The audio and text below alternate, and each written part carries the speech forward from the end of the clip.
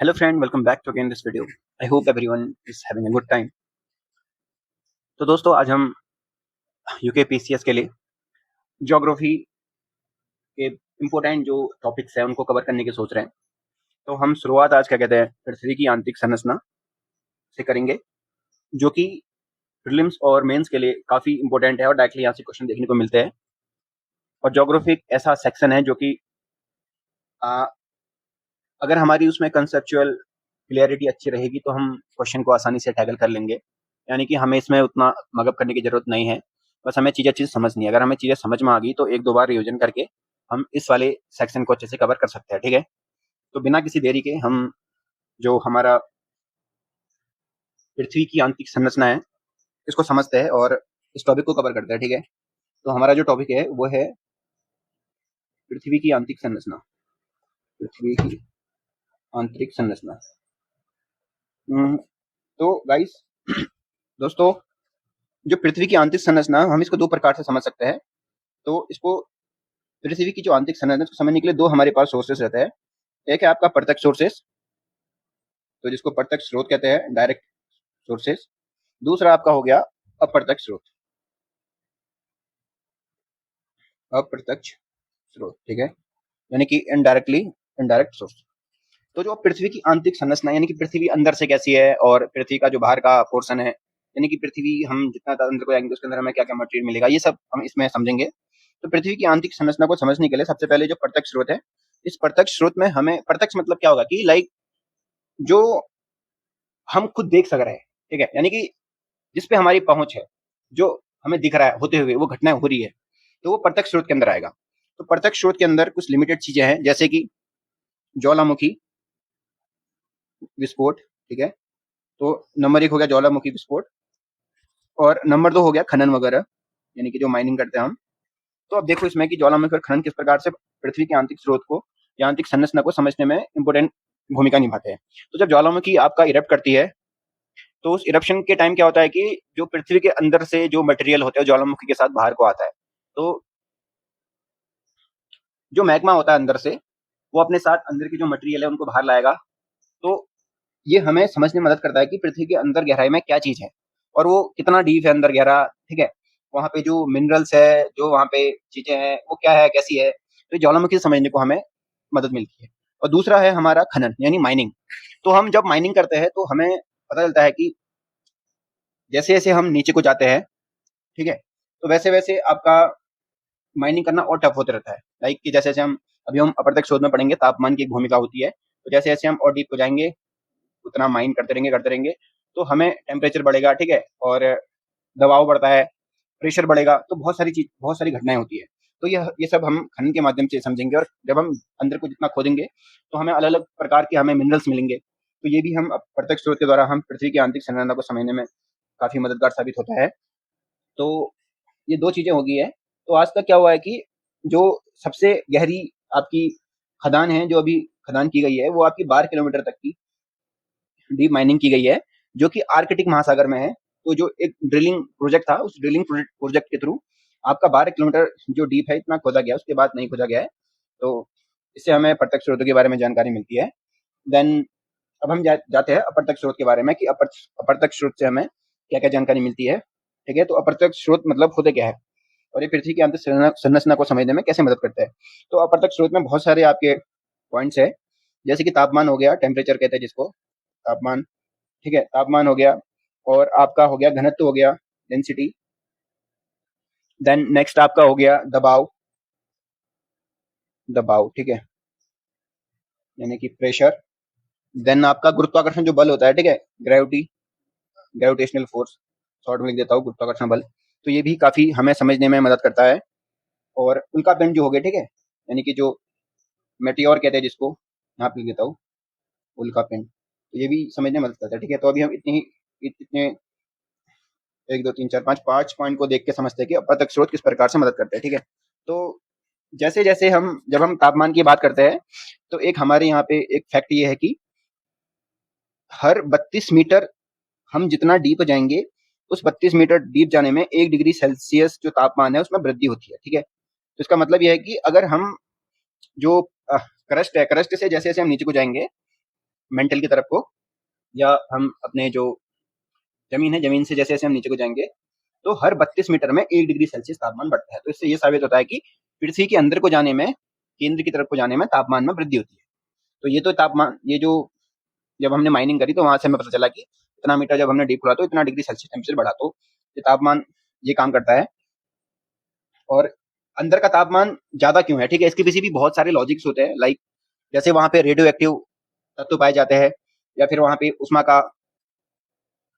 उष्मा विमुक्त होती है, ठीक है, या फिर अंदर आपका आंतरिक और बाह्य शक्तियां बहुत सारी होती हैं, तो उनके कारण भी तापमान बढ़ने के बहुत सारे रीजंस होते हैं। और दूसरा ये है कि जितना ज्यादा दबाव पड़ेगा ऊपर से, तापमान वैसे भी बढ़ते रहेगा। तो ये सब बहुत सारे रीजंस है। तो ये हो गया तापमान। देन उसके बाद घनत्व। तो घनत्व क्या है कि लाइक जैसे जैसे हम गहराई में जाएंगे तो वैसे वैसे घनत्व में वृद्धि होती है, ठीक है। तो यानी कि जब हम नीचे को जाएंगे तो हमें कठोर तत्व मिलेंगे ज्यादा, क्योंकि उनकी डेंसिटी बहुत ज्यादा होती है, ठीक है। डेंसिटी ज्यादा होगी तो जो मटेरियल होंगे आपस में काफी ज्यादा आपस में क्लोज आएंगे, तो उनसे उनकी डेंसिटी बहुत ज्यादा होगी। तो इसी कारण से जो सेंटर होता है, यानी कि जब हम जिसको हम कोर कहते हैं, तो वहाँ पे निकल और आपका जो आयरन होता है, ठीक है, निकल और आयरन, इसकी प्रेजेंस हमें देखने को मिलती है। ये कठोर तत्व होते हैं। तो ये हमारा हो गया घनत्व। देन उसके बाद दबाव, यानी कि प्रेशर। तो प्रेशर का काम क्या है कि जैसे जैसे हम गहराई में जाएंगे तो गहराई में जब जाते हैं तो घनत्व बढ़ता है। तो घनत्व बढ़ता है तो घनत्व के साथ साथ आपका दबाव भी बढ़ता है, यानी प्रेशर भी बढ़ता है, ठीक है।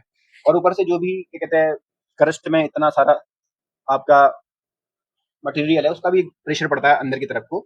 तो इस प्रकार से दबाव भी हमें पृथ्वी की आंतरिक संरचना को समझने में मदद करता है। और अगला है गुरुत्वाकर्षण बल, ठीक है।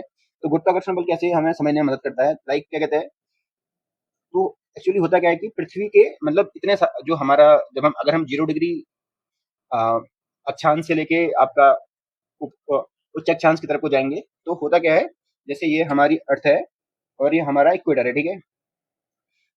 देन हम जैसे जैसे उच्च अक्षांश की तरफ को जाते हैं, ठीक है, ये दक्षिणी ध्रुव हो गया, ये साउथ पोल, ये नॉर्थ पोल। तो हमें एक चीज यहाँ पे समझने को मिल रही है कि जो ये अगर ये सेंटर है तो सेंटर से ये पोल की जो डिस्टेंस है ये कम है और ये ज्यादा है, ठीक है। क्योंकि हमारी अर्थ ना थोड़ा बल्ज के आकार की है, लाइक ऊपर से थोड़ी चपटी है ऐसी और किनारे को ऐसे फैली हुई है, ठीक है। तो ये डिस्टेंस ज्यादा है और ये डिस्टेंस कम है, ठीक है। यहाँ पे अच्छे समझ में आएगा, ये डिस्टेंस कम है सेंटर से, इक्वेटर से आपका पोल्स की डिस्टेंस कम है, और इक्वेटर जो है बहुत दूर दूर तक फैला है, ठीक है। तो एक्चुअली होता क्या है यहाँ पे, तो जो हमारा इक्वेटर है, तो जब जैसे जैसे हम पोल की तरफ को जाएंगे तो पोल में जो आपका ग्रेविटी है वो सबसे ज्यादा ग्रेविटी हमें पोल्स में मिलती है, ठीक है। तो इक्वेटर पे जो हमारी ग्रेविटी है वो आपकी नगण्य या ना के बराबर होती है।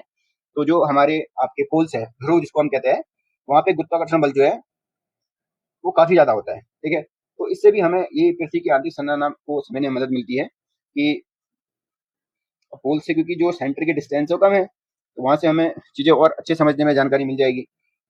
तो देन इसके बाद गुरुत्वाकर्षण भी हो गया, दबाव भी हो गया, घनत्व भी हो गया, तापमान भी हो गया। देन उल्कापिंड की तरफ को जाते हैं। लाइक अब उल्कापिंड का डायरेक्टली अपने अर्थ से कोई संबंध नहीं है, ठीक है। तो हम पृथ्वी की आंतरिक संरचना उल्कापिंड से वैसे नहीं समझ सकते, अगर एक सोचने की बात है। बट अगर हम ये सोचें कि जिस समय आपका बिग बैंग थ्योरी हुई थी, तो पृथ्वी का जिस समय, तो उस टाइम पे, क्योंकि अब जो उल्कापिंड है एक, यानी कि ये भी एक बहुत पुराना आपका मटेरियल है। तो हमें कहीं ना कहीं समझने में मदद मिलती है कि अगर ये इतना पुराना मटेरियल है तो जो हमारा अर्थ है, अर्थ का जो इंटीरियर पोर्शन है, वहां पे जो मटेरियल होगा उसके साथ इसकी हम समानताएं देखते हैं, ठीक है। यानी कि इस पे जो भी हमें मटेरियल देखने को मिलता है, हम कहीं ना कहीं पृथ्वी की जो मटेरियल है उसके साथ समानता पाते हैं। तो इसलिए हम उल्कापिंड से भी पृथ्वी की आंतरिक संरचना को समझने में मदद करते हैं। तो ये भी एक प्रकार से यहाँ पे महत्वपूर्ण भूमिका निभाता है। तो इस प्रकार से हमने समझ लिया कि पृथ्वी की जो आंतरिक संरचना है वो प्रत्यक्ष स्रोत और अप्रत्यक्ष स्रोत, दो प्रकार के स्रोतों से समझने में मदद मिलती है। तो ये हमने देख लिया कि हम किस प्रकार से पृथ्वी की आंतरिक संरचना को समझ सकते हैं, ठीक है। देन इसके बाद हम डायरेक्टली पृथ्वी की जो आंतरिक संरचना है, यानी कि ये पृथ्वी जो है वो कितने सेक्शन में बटी हुई है, ठीक है। तो अब हम इसको देखते हैं डायरेक्टली। तो पृथ्वी जो है ना, इसको हम तीन, पृथ्वी की जो संरचना है इसको हम तीन प्रकार से समझ सकते हैं। संरचना, तो सबसे पहले क्या होता है, एक, दो, तीन। तो सबसे पहले जो पोर्शन होगा उसको क्रस्ट कहते हैं हम, ठीक है। तो क्रस्ट या भूपर्पटी, क्रस्ट लिखना सही रहेगा ज्यादा। देन उसके बाद जो अंदर का पोर्शन है उसको मेंटल कहते हैं, ठीक है, मेंटल। देन जो सबसे अंदर होता है दैट इज कॉल्ड केंद्र या कोर। यहाँ पे केंद्र नहीं कहेंगे, यहाँ पे कोर ही कहते हैं, ठीक है। देन तो ये हो गया। अब हम इसके बारे में पढ़ेंगे। तो ये जो क्रस्ट मेंटल कोर है, इसके बारे में हमें जानकारी कहाँ से मिलती है? तो जो ये हमने स्रोत बताए थे, प्रत्यक्ष स्रोत और अप्रत्यक्ष स्रोत, तो यहाँ से हमें इनके बारे में जानकारी मिलती है। तो जो अब अभी हमने ऊपर देखा, इनसे हमें क्या क्या जानकारी मिली इनके बारे में।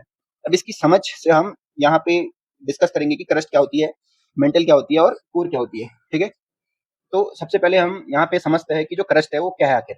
क्रस्ट यानी कि जो भूपर पट्टी है, ये सबसे पहले ये है क्या। तो यहाँ पे हम समझ सकते हैं दो प्रकार की क्रस्ट होती है, लाइक एक महाद्वीपीय और एक महासागरीय, ठीक है। महाद्वीपीय क्रस्ट और एक महासागरीय, इसको हम सागर मान के चलते हैं। यह है महाद्वीपीय, ठीक है, महाद्वीप, और यह है महासागर, महासागर, ठीक है। तो क्रस्ट दो प्रकार की होगी, महाद्वीपीय क्रस्ट और महासागरीय क्रस्ट, ठीक है। तो अब हम यहाँ पे पहले ये समझ लेते हैं कि जो ये क्रस्ट है इसकी डिस्टेंस कितनी है, ठीक है। तो ये 0 डिग्री सेल्सियस, तो हम लगभग लगभग ऐसा मानते हैं कि आपका 0 से लेकर 70 किलोमीटर तक की जो रेंज है, इसको हम क्रस्ट के अंदर गिनते हैं, ठीक है, लाइक क्रस्ट।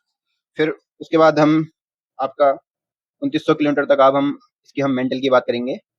देन फिर हम यहाँ से कितना, लाइक 6 अप्रोक्सीमेटली कुछ इतना ही, आई थिंक 6370, मतलब इतना ही है, मतलब 6000 प्लस ही है, ठीक है। एग्जैक्टली अगर मेरे को डाटा याद नहीं है, बट इतना ही है, 6370 किलोमीटर, ये हमारा कोर हो गया, ठीक है। तो अब हम जो मैंने बात करी कि क्रस्ट 0 से लेकर 70 किलोमीटर के बीच में, ठीक है। तो यहाँ पे आपका और भी पोर्शन है, लाइक वैसे तो ये टोटल आपका 35 किलोमीटर तक एरिया को हम क्रस्ट बोलते हैं, बट उसके बाद हम यहाँ पे महासागर और महाद्वीपी की बात जब करेंगे तो उससे इसको कोलेट करने में हम थोड़ा समझ पाएंगे कि मैंने 70 क्यों कहा और मैं यहाँ 35 क्या क्यों कह रहा हूँ, ठीक है। तो सबसे पहले हम महाद्वीपीय और महासागरीय क्रस्ट को समझते हैं।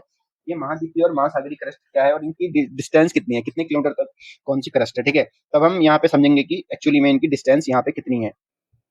तो सबसे पहले हम महासागरीय क्रस्ट की बात करते हैं। तो जो महासागर की क्रस्ट है, इसकी जो मोटाई है वो महाद्वीपीय क्रस्ट की तुलना में कम होती है, ठीक है।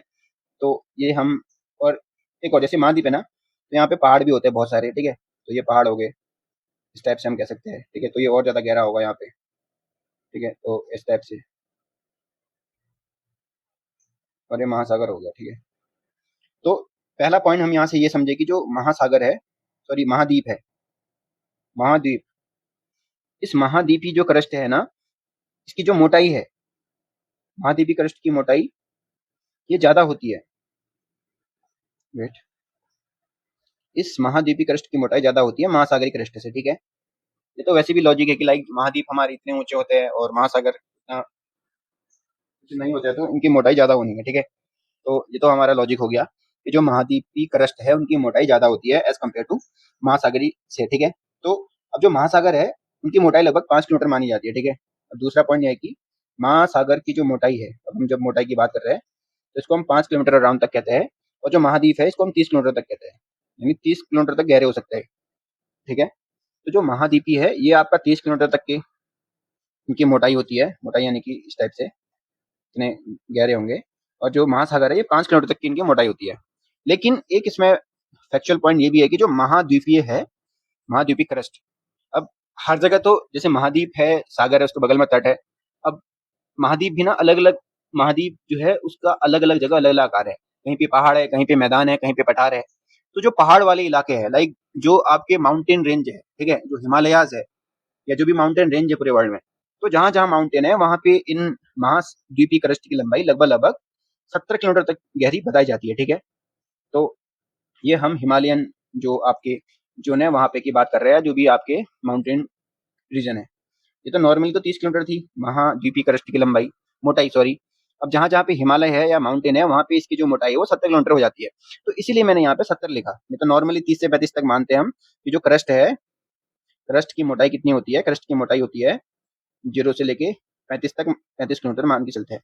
लेकिन 70 इसलिए लिखा क्योंकि कहीं कहीं पे वो 70 तक भी है, कहाँ पे, जहाँ पे हिमालयाज है, तो इसलिए 70 कोई गलत नहीं है, ठीक है। तो यहाँ से हम मोटाई समझ गए कि कौन गहरा है। ये सीधे क्वेश्चन पूछता है महाद्वीपीय क्रस्ट की मोटाई महासागरी की तुलना में कम होगी, ज्यादा होगी, तो ऐसे क्वेश्चन मतलब एग्जाम में पूछे जाते हैं। तो यहाँ से डायरेक्ट क्वेश्चन होगा कि महाद्वीपीय क्रस्ट की मोटाई महासागरीय क्रस्ट की तुलना में क्या होती है, ज्यादा होती है। महासागर की कम होगी, महाद्वीप की ज्यादा होगी। और बता भी दिया कि कितनी कितनी। महासागर की 5 किलोमीटर तक होती है लगभग, और महाद्वीप की 30 किलोमीटर तक, और जहाँ पे हिमालय रेंज है वहाँ पे 70 किलोमीटर तक गहरे होते हैं। देन अब उसके बाद थोड़ा इसके बारे में अगर हम और अच्छे समझे कि अब लाइक और इसके बारे में हम क्या समझ सकते हैं, अब ये गहरा है, इतना मोटा है, तो क्यों है, ठीक है, कुछ लॉजिक है उसके पीछे। तो अब यहाँ से हम ये समझते हैं कि जो महासागरीय क्रस्ट है, ठीक है, थोड़ा पेन चेंज कर लेता हूँ। महा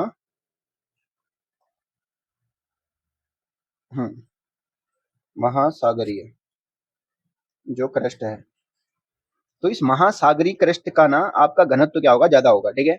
अभी हम समझेंगे क्यों, वो सब सब समझ में आएगा, इसका घनत्व तो ज्यादा क्यों होता है। और ये डायरेक्टली क्वेश्चन में पूछता है किसका घनत्व तो ज्यादा होता है, किसका घनत्व तो कम होता है। तो इसको यहाँ पे हमें अच्छे समझना है। महासागर क्रस्ट का घनत्व तो ज्यादा होगा, और जो महाद्वीपीय होगा, महाद्वीपीय क्रस्ट का घनत्व आपका कम होगा, ठीक है। अभी इसको ऐसे ही हमें याद कर लेना है एग्जैक्टली जितना इसमें लिखा हुआ है, ठीक है।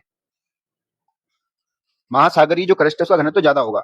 जब महासागरीय क्रस्ट का घनत्व ज्यादा होगा तो सिंपल सा लॉजिक है कि जब किसी चीज का घनत्व ज्यादा होता है तो जो मटेरियल है आपस में और ज्यादा क्लोज आएंगे। जब आपस में और ज्यादा क्लोज आएंगे तो वो चीजें वहां पे सिकुड़ेगी, ठीक है, यानी कि कंप्रेशन लगेगा वहां पे। कंप्रेशन जो फोर्स होता है, दबाव, ठीक है, तो जितना कंप्रेस करेगा वो तो मटेरियल उतने हैवी होंगे, ठीक है। तो यहाँ से एक लॉजिक ये समझ में आ रहा है कि हमें जो भी मटेरियल, जो भी खनिज पदार्थ महासागर में मिलेंगे वो भारी होंगे एज कम्पेयर टू महाद्वीप की कंपेयर में, ठीक है। तो ये हमें यहाँ से लॉजिक पकड़ना है, और क्वेश्चन लॉजिक वाइज आता है ज्योग्राफी में।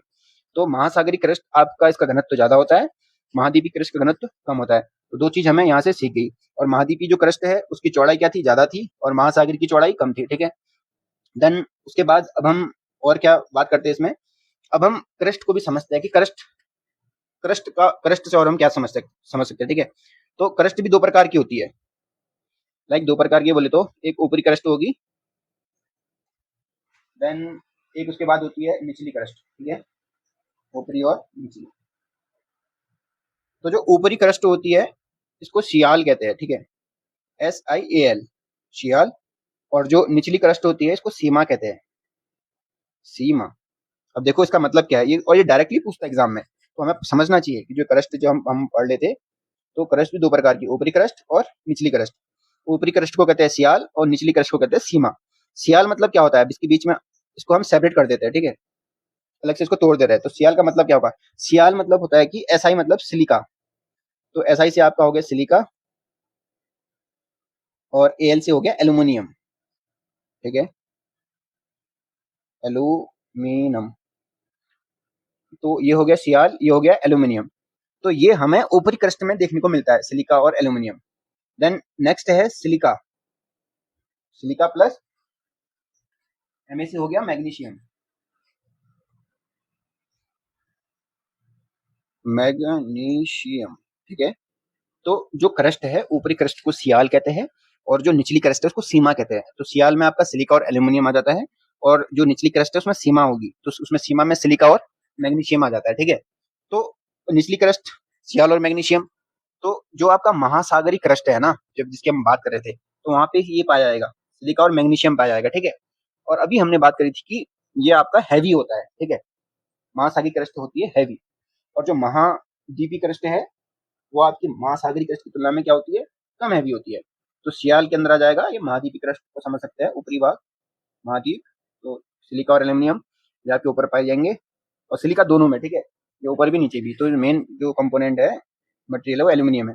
तो ये तो सियाल आपका महाद्वीपीय क्रस्ट का पार्ट है। अधिकांश भाग सियाल का जो है महाद्वीपीय में पाया जाएगा, ठीक है। लाइक जैसे अगर इतना गहरा है तो जो इतना पोर्शन है ऊपर का ये आपका उसमें पाया जाएगा, किसमें, सियाल में। फिर देन ये महासागर, उसका नीचे का पार्ट, ये सब तो ये सीमा के अंदर जाएगा, ठीक है, सिलिका और मैग्नीशियम के अंदर। तो हमने ये समझ लिया सियाल और सीमा क्या होता है। ऊपरी क्रस्ट मैक्सिमम पोर्शन सियाल का आपका महाद्वीपीय के अंदर आएगा, और सीमा जो है सिलिका मैग्नीशियम वो आपका महासागरीय के अंदर आएगा, ठीक है।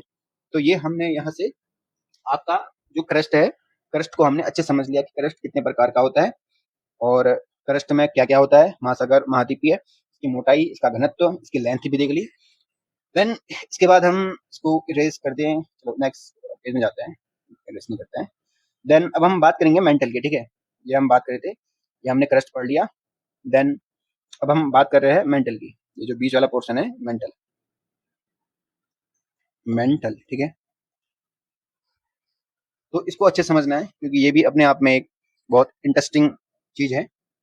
तो जैसा कि अब हम देखते हैं, जो अभी तक हमने क्रस्ट पढ़ा था, तो क्रस्ट, तो जो ये आपका मेंटल है, ये कोर और क्रस्ट, एक मिनट क्या हो गया, क्रस्ट, कोर और क्रस्ट के बीच का जो भाग है उसको मेंटल कहते हैं। कभी कभी एग्जाम में सीधा पूछ देगा मेंटल कोर और क्रस्ट के बीच में पाया जाता है, या कुछ और आपका बोल सकता है। तो हमें इसको ऐसे याद करना है, ठीक है।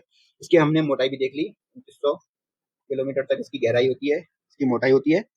देन जो पूरे पृथ्वी का आयतन है, उस पृथ्वी के आयतन का, मतलब जितना आयतन है पृथ्वी का, उसका 83% ये आपका मेंटल में समाहित है, ठीक है। जितना आयतन है अर्थ का, उसका 83% आयतन हमारा मेंटल में ही है, ठीक है। तो ये हमें अच्छे से समझना है। देन इसके बाद हम देखते हैं जो मेंटल है, अब मेंटल को भी दो भागों में बांटा गया है, ठीक है। मेंटल के भी दो भाग है। तो एक है आपका दुर्बल ताप मंडल और एक है आपका मध्य मंडल।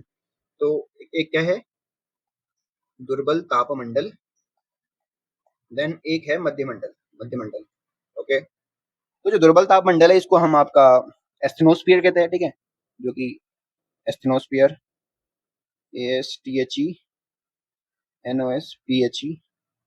एस्थेनोस्फीयर। देन जो मध्य मंडल है, इसको तो हमने अपना वातावरण में ही पढ़ा था, लाइक मेसोस्फीयर भी कहते हैं, ठीक है, मेसोस्फीयर जो भी है। तो दुर्बल ताप मंडल और मध्य मंडल ये मेंटल के पार्ट है। एक है दुर्बल ताप मंडल, एक है मध्य मंडल, ठीक है। देन अभी थोड़ी देर बाद हम ये भी पढ़ेंगे, एक होता है लिथोस्फीयर, ठीक है। तो अभी हम लिथोस्फीयर भी पढ़ेंगे, तो पहले हम इसको कवर कर लेते हैं, उसके बाद लिथोस्फीयर पढ़ेंगे, जो कि तीनों बहुत इंपॉर्टेंट है, क्योंकि जो लिथोस्फीयर है वो आपका एस्थेनोस्फीयर के ऊपर होता है, ठीक है। तो इसलिए लिथोस्फीयर पढ़ेंगे, क्योंकि मैंने लिथोस्फीयर अभी तक इसलिए नहीं पढ़ा क्योंकि लिथोस्फीयर को समझने के लिए हमें मेंटल को समझना था, क्योंकि लिथोस्फीयर का कुछ पार्ट मेंटल में पाता है, ठीक है, अपर मेंटल में। तो इसलिए पहले मेंटल को समझ लेते हैं। तो मेंटल के दो पार्ट होते हैं, दुर्बल तापमंडल और मध्य मंडल। दुर्बल तापमंडल को आपका एस्टेनोस्फीयर कहते हैं, मध्य मंडल को आपका मेसोस्फीयर कहते हैं, ठीक है। तो अब हमें देखना होगा कि जो एस्टेनोस्फीयर है, इसकी आपका जो लेंथ है वो कितनी है, कितना मतलब गहरा है। तो एस्टेनोस्फीयर आपका याद रखो 400 किलोमीटर तक की जो रेंज है, यहाँ तक आपका एस्टेनोस्फीयर आ जाता है, ठीक है। और इस एस्टेनोस्फीयर में और ऐसा क्या है कि जो हमें देखने को मिलता है, तो हमें थोड़ी बहुत इसकी फीचर्स के बारे में समझना पड़ेगा। पहली बात कि 400 किलोमीटर तक की रेंज तक ये पाया जाता है। दूसरी बात, जो आपका, जब हम ज्वालामुखी की या भूकंप की बात करते हैं, तो जब हम बात करते हैं कि मेंटल फ्लूम हो रहा है, ठीक है, यानी जहाँ से ज्वालामुखी का विस्तार होता है, जहाँ पे ज्वालामुखी आपका फटता है, तो वो सब वगैरह। तो एक्चुअली होता क्या है कि जो ज्वालामुखी का उद्गार है, ठीक है, तो वो आपका दुर्बल ताप मंडल में होता है, ठीक है। तो ये एक फैक्ट है जो कि हमें अच्छे से याद करना है। तो लावा वहीं पे से आपका बाहर निकलता है, ठीक है। तो दुर्बल ताप मंडल में क्या होता है, ज्वालामुखी का इरप्शन, ज्वालामुखी का, हाँ कैसे लिखेंगे इसको, इरप्शन, उद्गार, उद्वार, वो ऐसे लगाते हैं, पता नहीं उद्गार कैसे लिखते हैं, एक बार और ट्राई करता हूँ, सॉरी, उद्गार, ठीक है, उद्गार, हाँ ऐसे लिखते हैं, ठीक है। तो ज्वालामुखी जो उद्गार है वो, तो ज्वालामुखी उद्गार के टाइम आपका मैग्मा जो होता है, मैग्मा क्या होता है कि अंदर आपका मैग्मा हो गया, जब बाहर आता है तो लावा कहते हैं, ठीक है। तो अंदर कहते हैं मैग्मा, जब वही बाहर आ गया तो उसको लावा कहते हैं। तो इसका जो स्रोत है दुर्बल ताप मंडल में है, ठीक है, इसको मेंटल प्लूम कहते हैं, ठीक है, मेंटल प्लूम। तो ये सभी घटना आपकी यहीं पे होती है, ज्वालामुखी उद्गार इस कहाँ पे होती है, मेंटल प्लूम, मेंटल में, ठीक है। तो ये हमने देख लिया। देन फिर जो दुर्बल ताप मंडल है, उसके जो नीचे का भाग है जिसको मेसोस्फीयर कहते हैं, मध्य मंडल, तो वो आपका ठोस होता है, ठीक है। अभी हमने ये चीज यहाँ पे डिस्कस नहीं करी। जो क्रस्ट है ना, क्रस्ट क्या करती है, ठोस होती है। क्रस्ट क्या, जब हम थोड़ा नीचे को जाते हैं, तो जो एस्थेनोस्फीयर है, यानी कि दुर्बल ताप मंडल, दुर्बल ताप मंडल, ये आपका ना थोड़ा सेमी लिक्विड फॉर्म में रहता है, ठीक है, सेमी लिक्विड फॉर्म में रहता है, ठीक है। तो जब सेमी लिक्विड फॉर्म में रहेगा तो इसका आपका एक जगह से दूसरी जगह स्थान करना इजी रहता है। तो ये हमें याद रखना होगा कि दुर्बल ताप मंडल होता है, ये आपका सेमी लिक्विड स्टेज में रहता है, ठीक है। देन उसके बाद हम दुर्बल ताप मंडल, उसके बाद हमने मध्य मंडल पढ़ लिया कि जो दुर्बल ताप मंडल है उसके नीचे का भाग मध्य मंडल होता है, और दुर्बल ताप मंडल के कंपेयर में वो थोड़ा क्या होता है, हैवी होता है, ठीक है। तो जैसे जैसे हम और अंदर को जाएंगे तो हैवी मटेरियल मिलते जाएंगे, और हैवी मटेरियल मिलेंगे तो वहाँ पे हमें जो स्ट्रक्चर है, कंपोनेंट्स, जो पार्टिकल्स है वो और आपस में डेंसिटी बढ़ती रहेगी, तो अलग अलग पार्टिकल्स की अलग अलग डेंसिटी होती है। तो जितना हम अंदर को जाएंगे उतने में अलग अलग आपके कंपोनेंट्स पाए जाएंगे। जैसे यहाँ पे हमें लोहा पाया जाएगा, ठीक है, मैग्नीशियम वगैरह, ये सब हमें अंदर ही देखने को मिलता है। देन और हमने क्या पढ़ा, और हाँ, जो दुर्बल तापमंडल है यहाँ पे अभी मैंने बता दिया था, मेंडल प्लूम या फिर जो भी आपका संवहन धारा होती है, ठीक है, जिसको कन्वेक्शनल करंट कहते हैं, जहाँ पे हमारा भूकंप की उत्पत्ति होती है, ठीक है, ज्वालामुखी का उद्गार, सॉरी, तो वो सब दुर्बल तापमंडल में ही होता है। तो जितना भी ये पोर्शन है सब दुर्बल तापमंडल के मंडल के ही अंदर होता है, ठीक है। तो ये हमने अच्छे से समझ लिया, और इसमें ऐसा क्या है कि जिसको हमें कवर करना चाहिए। तो चलो फिर एक बार अब हम इसको थोड़ा अच्छे से देख लेते हैं। अच्छे से देखने का मतलब कि लाइक ये था क्रस्ट आपका, ठीक है। तो मैंने बोला कि लिथोस्फीयर होता है, स्थलमंडल कहते हैं जिसको, लिथोस्फीयर। फिर उसके बाद आएगा एस्टेनोस्फीयर।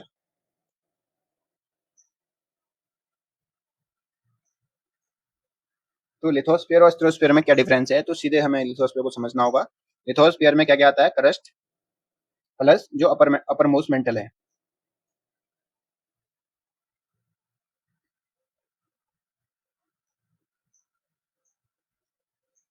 ठीक है। तो ये हमारा आएगा लिथोस्फीयर के अंदर, क्रस्ट और अपर मोस्ट मेंटल, जो कि अपर मोस्ट मेंटल आपका सॉलिड स्टेज में होता है, ठीक है। देन उसके नीचे हमारा आपका एस्टेनोस्फीयर होगा, जो कि सेमी लिक्विड फॉर्म में रहता है। तो ये हमने देख लिया लिथोस्फीयर क्या होता है, सबसे ऊपर लिथोस्फीयर, उसके नीचे एस्टेनोस्फीयर, ठीक है। तो ये कभी कभी एग्जाम में पूछ देता है कि ऊपर लिथोस्फीयर पे आता है, एस्टेनोस्फीयर पे आता है, तो ऊपर लिथोस्फीयर, उसके नीचे एस्टेनोस्फीयर। तो लिथोस्फीयर में क्या क्या होता है, क्रस्ट और अपर मोस्ट मेंटल, यानी कि जो मेंटल का ऊपरी पार्ट होता है, ठीक है, तो ये इसके अंदर पाया जाता है।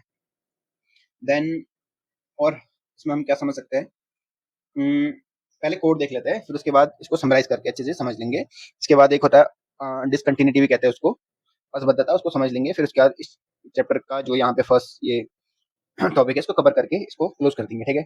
तो हम जल्दी से कोर समझ लेते हैं। तो हमने बोला था कि 2900 तक मेंटल होता है, फिर 2900 के बाद 6370 आपका कोर हो गया, ठीक है। तो कोर भी मेंटल, जैसे हमने कहा कि अपर मेंटल और लोअर मेंटल, अपर मेंटल में आपका स्टेनोस्फीयर आ गया, उसके नीचे मध्य मेंटल आ गया। ऐसी कोर भी आपका दो प्रकार होगा, दो प्रकार से डिवाइड होता है। एक को हम कहते हैं अपर आउटर कोर, एक होता है इनर कोर, ठीक है। तो इसमें ज्यादा कुछ है नहीं, लाइक कोर भी दो प्रकार का होगा। एक आपका ऊपरी कोर, जिसको हम बाहरी कोर कहते हैं, बाह्य कोर, ठीक है। दूसरा हो गया आंतरिक कोर, आंतरिक कोर। देन थोड़ा बहुत फैक्ट ये देख लेते हैं कि इसमें जो बाह्य कोर होगा ये आपका लाइक पूरी तरह से आपका ये क्या नहीं होता, ठोस नहीं होता, ठीक है, और पूरी तरह से तरल भी नहीं होता है। तो ये भी आपका अर्ध तरल अवस्था में पाया था, ठीक है, यानी कि सेमी लिक्विड फॉर्म में पाया जाता है, अर्ध तरल। तो जो ब्राही कोर होगा ये अर्ध तरल अवस्था में पाया जाएगा, तो ये भी हमें थोड़ा ध्यान रखना है। देन इसमें और हम क्या समझ सकते हैं, ब्राही कोर अर्ध तरल, आंतरिक कोर इधर ठोसी हो गया, ठीक है, फिर अंदर जो होगा एकदम ठोस अवस्था में पाया जाएगा। देन और जो अंदर होता है ना आंतरिक कोर, तो यहाँ पे हमें कुछ मटेरियल्स पाए जाते हैं कोर के अंदर, मेनली नॉट आंतरिक कोर, दोनों ब्राही कोर और आंतरिक कोर के बीच में, मतलब पूरा इस कोर वाले जोन में। तो इसको नीफे कहते हैं। नीफे मतलब कि निकल और आयरन,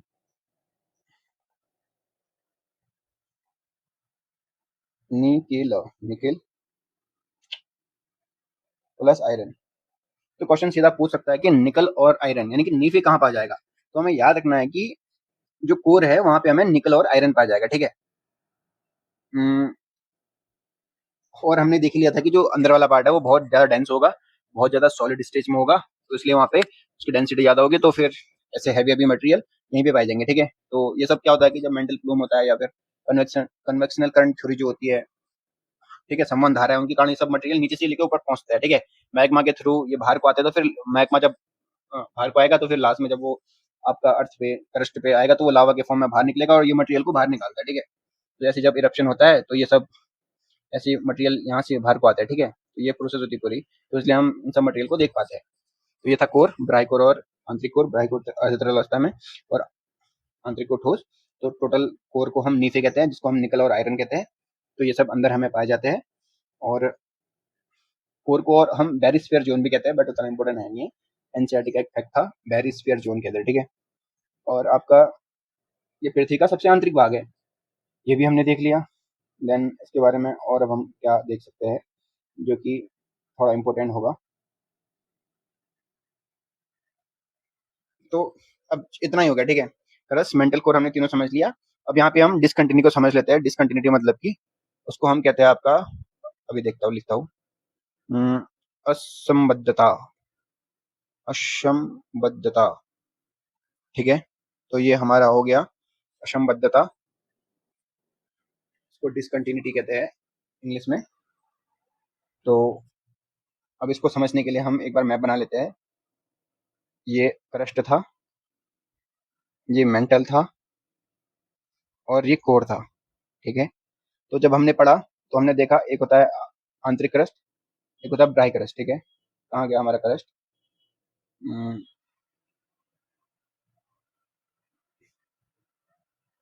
ऊपरी क्रस्ट और निचली क्रस्ट, ठीक है। यानी कि ऊपरी मतलब एक आंतरिक एक बाहरी, ठीक है। एक बाह्य और एक आंतरिक, यानी कि ऊपरी और निचली की बात हो गई। तो ऐसे ये बाह्य क्रस्ट यानी बाहर का भाग और ये आंतरिक क्रस्ट थोड़ा अंदर। देन उसके बाद जब हमने मेंटल की बात करी थी तो मेंटल भी बाह्य मंडल, सॉरी, बाह्य मेंटल और आंतरिक मेंटल, आंतरिक मेंटल। ऐसी हमने कोर की बात करी थी, बाह्य कोर और आंतरिक कोर, ठीक है। बस अब बहुत इजी हो जाएगा हमें ये असंबद्धता समझना, डिसकंटिन्यूटी को। ये एग्जाम में डायरेक्टली ऐसे ही पूछता है। असंबद्धता का जो क्वेश्चन है डायरेक्टली एग्जाम में आता है। तो अभी कैसे आएगा ये देखते हैं। तो देखो, तो जो बाह्य कोर है, सॉरी, जो बाह्य क्रस्ट है और जो आंतरिक क्रस्ट है, इसका जो बीच वाला पोर्शन है, इसको हम कोनाल्ड असंबद्धता कहते हैं, ठीक है। क्या कहते हैं? कोनाल्ड डिसकंटिन्यूटी या कोनाल्ड असंबद्धता, असंबद्धता। अब तो ये क्वेश्चन सीधे पूछेगा कोनाल्ड असंबद्धता किसके बीच में पाई जाती है? बाह्य क्रस्ट और आंतरिक क्रस्ट के बीच में। अब आंतरिक क्रस्ट और जो बाह्य मंडल है, इन दोनों के बीच में क्या पाया जाता है? यहाँ पे होता है मोहो। तो मोहो असंबद्धता कहते हैं उसको, ठीक है। आंतरिक क्रस्ट और बाह्य मंडल के बीच में। अब जो बाह्य मंडल है और जो आंतरिक मंडल है, इसके बीच में क्या पाया जाता है? उसको रेपिटी कहते हैं, रेपिटी। बाह्य मंडल और आंतरिक मंडल के बीच में। अब जो आंतरिक मंडल है और जो बाह्य कोर है, इन दोनों के बीच में आपका पाया जाता है गुटेनबर्ग। ये सबसे ज्यादा पूछा गया आज तक का क्वेश्चन है कि गुटेनबर्ग आपका किसके बीच में पाया जाता है? ये आपका बाह्य कोर और आंतरिक मंडल के बीच में पाया जाता है गुटेनबर्ग, ठीक है। अब जो बाह्य कोर है और आंतरिक कोर है, इनके बीच में जो पाया जाता है उसको लेहमन कहते हैं, लेहमन, ठीक है। लेहमन असंबद्धता। तो ये हमारा कंप्लीट हो गया। इसको याद करने की एक ट्रिक मैंने बनाई है, उसको कहते हैं CM RGL, ठीक है। तो एक कोई CM है और मतलब मैंने जो ट्रिक बनाई जिससे मेरे को याद हो जाता है, तो हमारे चीफ मिनिस्टर है और उनका नाम आपका राहुल गांधी है और हम उसके बारे में क्या जानते हैं? अभी वो LOP है, ठीक है, यानी लीडर ऑफ अपोजिशन। तो ऐसे मैंने याद कराया कि ठीक है, CM भी है वही बंदा। कौन है CM? राहुल गांधी। और वो क्या है? LOP, यानी कि L से लेमन, C से कोनाल्ड, M से मोहो, R से रेपिटी, D से गुटेनबर्ग। मतलब कुछ भी याद करो, बस याद करो कुछ भी, मतलब आप कुछ भी बना सकते हो अपने भी हाथ में, ठीक है। तो ये हो गया हमारा गुटेनबर्ग, कोनाल्ड, मोहो, रेपिटी, गुटेनबर्ग, लेमन, ठीक है। यहाँ से क्वेश्चन डायरेक्ट एग्जाम में देखने को मिलते हैं। आई श्योर इस बार भी देखने को मिले। तो ये टॉपिक कंप्लीट हो गया इधर वाला। Then lithosphere, sorry sorry sorry, हमने कोर भी कंप्लीट कर लिया था और हमने ये भी देख लिया था कि किसकी कितनी डिस्टेंस है। तो कोर के अंदर क्या क्या था ये भी देख लिया था हमने। हमने मेंटल भी देख लिया था, दुर्बल तापमंडल क्या होता है, और मेसोस्फीयर क्या होता है जिसको मध्यमंडल कहते हैं, और एस्टेनोस्फीयर क्या होता है, हमने वो भी देख लिया था। और हमने ये भी देख लिया था कि बहुत डिटेल में क्रस्ट दो प्रकार का होता है, महाद्वीपीय और महासागरीय, बाह्य और ऊपरी निचली, सियाल, सीमा। और हमने देखा था कि कोर में नीफे पाया जाता है, निकल और आयरन, ठीक है। और हमने देखा महाद्वीपीय महासागर में किसकी गहराई ज्यादा है, किसकी गहराई कम है, किसका घनत्व ज्यादा है, किसका घनत्व कम है। अब एक चीज बच गई है जो कि मैं क्रस्ट में कंप्लीट नहीं करा था, उसको देख लेते हैं, यहीं पे देख लेते हैं। तो जो महाद्वीपीय आपकी क्रस्ट है ना, कौन सी? महाद्वीपीय, महाद्वीपीय क्रस्ट, और दूसरी महासागरीय, महासागरीय, महासागरीय। तो अभी हमने एक चीज यहाँ पे डिस्कस करी थी कि जो महासागरीय क्रस्ट है, इसकी डेंसिटी ज्यादा होती है, यानी कि इसका घनत्व ज्यादा होता है, यानी कि इसके जो मटेरियल होंगे ज्यादा भारी होते हैं। तो इससे ही हमें याद रखना है महासागरीय जो क्रस्ट है, यहाँ पे जो मटेरियल मिलते हैं वो 2 प्रकार के होते हैं, ठीक है? तो उसको हम क्या कहते हैं? गैब्रो और डोलेराइट, ठीक है? गैब्रो इतना डिटेल में नहीं आएगा, बट फिर भी अगर आ गया तो देख लेते हैं, ठीक है? क्योंकि सब क्वेश्चन पूछ चुका है आयोग, अब कुछ बचा है तो यही बचा है, डोलेराइट। तो डोलेराइट और गैब्रो आपका महासागरीय क्रस्ट का पार्ट है, ठीक है? यानी कि अंदर पाया जाता है। और जो महाद्वीपीय क्रस्ट है इसमें क्या पाया जाता है? ग्रेनाइट, ग्रेनाइट और बेसाल्ट। तो महाद्वीपीय क्रस्ट का पार्ट है ग्रेनाइट और बेसाल्ट, और महासागरीय क्रस्ट का पार्ट है गैब्रो और डोलेराइट। अब हम नेक्स्ट जो वीडियो होगी उसमें हम पढ़ेंगे कि जो ज्वालामुखी होता है और जो भूकंप होता है उसके बारे में। क्योंकि जो आंतरिक संरचना है, जब हम इसको पढ़ रहे समझ रहे हैं, तो हमने देखा प्रत्यक्ष अप्रत्यक्ष स्रोत, उसमें 2 थे, ज्वालामुखी और खनन, और एक और क्या था? भूकंप, ठीक है? वो भूकंप हमारा अभी उसको समझ लेंगे कि भूकंप से भी हमें जानकारी मिलती है कि पृथ्वी की आंतरिक संरचना कैसी है। और उसमें ही हमारा एक टॉपिक आता है लाइक शैडो जोन करके, जो कि बहुत इंपॉर्टेंट है इसके उत्तराखंड पीसीएस के लिए, कि शैडो जोन क्या होता है। तो जब हम शैडो जोन की हम बात करेंगे तो वहाँ पे हम ये क्रस्ट मेंटल कोर, ये भी वहाँ पे दोबारा आएगा ये टॉपिक। तो फिर हम वहाँ पे देखेंगे कि जो शैडो जोन होता है वो क्या होता है, पी वेव्स, एस वेव्स और जो एल वेव्स होती है वो कहाँ पे आपकी किसका शैडो जोन ज्यादा होगा, ठीक है? तो सबसे बड़ा जो शैडो जोन होता है वो एस वेव्स का होता है। तो हम डिस्कस करेंगे कि एस वेव का शैडो जोन इतना बड़ा क्यों होता है, ठीक है? तो आपका वो लगभग लगभग कितना होता है, लाइक 103 डिग्री सेल्सियस से 140 डिग्री सेल्सियस तक, ठीक है? इतना मतलब इतना होता है आई थिंक, ठीक है? एक minute, I am right, yes. तो ये आपका सबसे बड़ा शैडो जोन होता है एस वेव्स का, ठीक है? अभी हम नेक्स्ट वीडियो में कंप्लीट करेंगे उसको। तो यहाँ पे हमने देख लिया कि महाद्वीपीय क्रस्ट और महासागरीय क्रस्ट, ग्रेनाइट बेसाल्ट महाद्वीपीय का पार्ट है, और महासागर का है गैब्रो और डोलेराइट, ठीक है? तो जो गैब्रो होता है अंदर होता है और जो बेसाल्ट होता है बाहर होता है, ऐसे भी याद रखना है, ठीक है? डोलेराइट अंदर, ग्रेनाइट बाहर। तो ये सब हमने देख लिया, पृथ्वी की आंतरिक संरचना, इसके आंतरिक स्रोत, आंतरिक संरचना को हम कैसे समझ सकते हैं। तो इससे ज्यादा इस टॉपिक में और कुछ भी नहीं है आई थिंक, जितना था मैंने बता दिया। देन इसके बाद हम भूकंप और ज्वालामुखी को डिस्कस करेंगे, ठीक है? Thank you.